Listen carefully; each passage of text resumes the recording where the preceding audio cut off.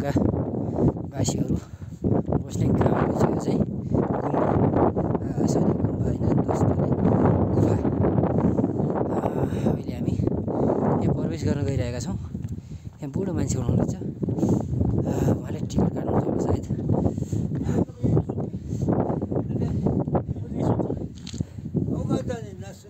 बुवा कति वर्षको हुनुभयो हजुर? 80 वर्ष हुनुभयो। यो गुफामा कतिजना मान्छे बस्नुहुन्छ भित्र?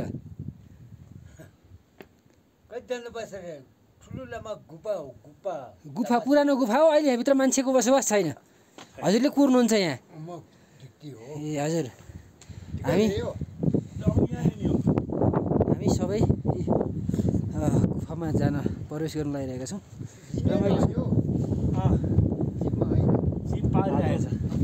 यहाँबाट यो हाम्रो प्रवेशद्वार रहेछ। प्रवेशद्वार प्रवेश गरेर जाँदैछौँ। रमाइलो भएको छ।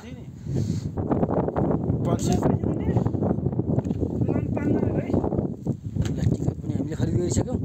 5 जना 55 कोठा रहेछ भित्र चाहिँ। हामी टिकट लिएर चाहिँ भित्र प्रवेश गर्न जाँदैछौँ। जाम जाम जाम हाम्रो चाहिँ सुरुमा चाहिँ हाम्रो सर हिँड्दै हुनुहुन्छ है देशम सर। आहा ल हेर्नुहोस् है, ओहो ऐतिहासिक रहेछ ठाउँ त। यो एकचोटि चाहिँ हामी घुम्न पर्ने ठाउँ चाहिँ हो है।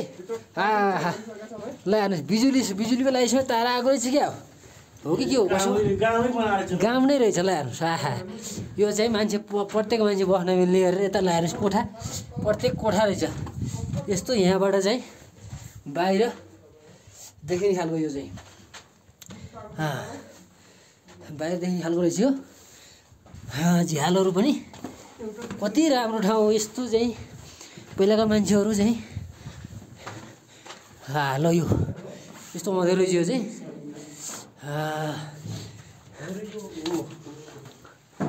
55 कोठा छ अरे यसमा भित्र। यस्तो पुराना सामानहरू।